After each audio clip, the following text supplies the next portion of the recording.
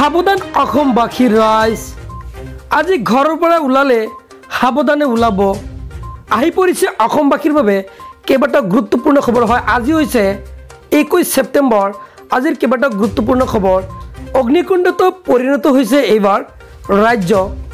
আগন্তুক কেইবাদিনলৈ ৰাজ্যত নাই বৰষুণৰ কোনো সম্ভাৱনা সেপ্টেম্বৰ মাহত অভিলেখ সৃষ্টি কৰি পাৰাস্তম্ভই অতিক্ৰম কৰিলে 40 ডিগ্ৰী হিট ষ্ট্ৰোকত প্ৰাণ হেৰুৱালে 3 জন লোকে পুনৰ তাপমাত্ৰা বৃদ্ধিৰ সম্ভাৱনা ৰাজ্যত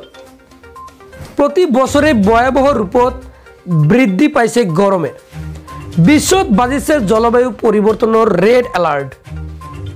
দ্ৰুতগতিত সলনি হ'ব জলবায়ু হয়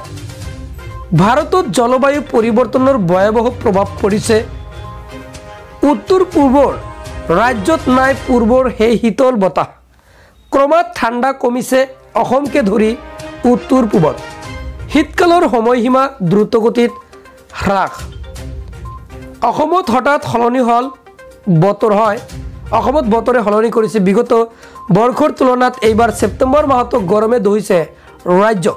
আগন্তুক দিনত 4 পৰা 5 ডিগ্ৰী আৰু অধিক তাপমাত্ৰা বৃদ্ধিৰ সম্ভাৱনা হে আপোনালোকে ঘৰলৈ ওলাবলৈ সাৱধানে হ'ব কমিছে বৰষুণৰ পৰিমাণ ভাৰতৰ 189 খন চহৰত দীঘলীয়া সময়লৈ থাকিব এই গৰম WRI হিমিক্ষাত প্ৰকাশ পাইছে দ্ৰুতগতিত জলবায়ু সলনিৰ এই তথ্য আজিৰ পৰা 20 বছৰ পাছত নাইকিয়া হ'ব পাৰে শীতকাল যদি এনেদৰে গৰম বৃদ্ধি হয় কঠিন হৈ পৰিব পাৰে জীৱন পৰৱৰ্তী খবৰ পূজাৰ পূৰ্বে ৰাজ্যৰ ছাত্ৰীসকলৰ উদ্দেশ্যে মুখ্যমন্ত্ৰীৰ ঘোষণা কৰিছে হয় 10 অক্টোবৰৰ পূৰ্বে ৰাজ্যৰ ছাত্ৰীয়ে পাব নিযুত মইনা আঁচনিৰ ধন একাদশ শ্ৰেণীত নামভৰ্তি কৰা যোগ্য ছাত্ৰীয়ে দমালৈ মাহিলী 1000 টকাকৈ পাব আৰু স্নাতক প্ৰথম বৰ্গত নামভৰ্তি কৰা যোগ্য ছাত্ৰীয়ে 1250 টকাকৈ পাব আৰু স্নাতকোত্তৰ প্ৰথম বৰ্গত নামভৰ্তি কৰা ছাত্ৰীসকলে পাব 2500 টকা লোকসভা ভৱনৰ পৰা ঘোষণা মুখ্যমন্ত্ৰী হিমন্ত বিশ্ব শৰ্মাৰ 10 অক্টোবৰৰ পূৰ্বে ৰাজ্যৰ ছাত্ৰীয়ে পাব এই নিযুত মইনা আঁচনিৰ ধন উৎকট গৰমৰ বাবে সলনি কৰা হল বিদ্যালয়ৰ পাঠদানৰ সময়সূচী হয় পৰৱৰ্তী খবৰটো হৈছে এটা ডাঙৰ খবৰ যে চৰকাৰী বেচৰকাৰী সকলো শিক্ষানুষ্ঠানলৈ জাননী শিক্ষা বিভাগৰ ফালৰ পৰা পুৱা 7:30 বজাৰ পৰা আৰম্ভ হ'ব বিদ্যালয়ৰ পাঠদানৰ আৰম্ভ আৰু 12:30 বজাত বিদ্যালয় সমাপ্ত কৰিব লাগিব পাঠদান প্ৰাৰ্থনা সভা অথবা পাঠদান বিদ্যালয়ৰ বাহিৰত অনুষ্ঠিত কৰিব নোৱাৰিব বিদ্যালয় কৰ্তৃপক্ষই বিদ্যালয়লৈ ৱাস্কোট আৰু টাই পিন্ধা নিষেধাজ্ঞা আৰোপ কৰিছে শিক্ষা বিভাগে বিদ্যালয়ত পৰ্যাপ্ত পৰিমাণৰ বিশুদ্ধ খোৱা পানীৰ ব্যৱস্থা কৰিব লাগিব বিদ্যালয় কৰ্তৃপক্ষই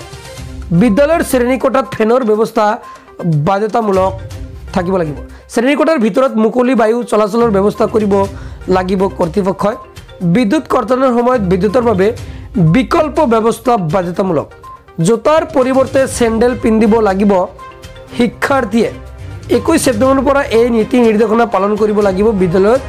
কৰ্তৃপক্ষই কামৰূপ মহানগৰ জিলা প্ৰশাসনে জাৰি কৰিলে এই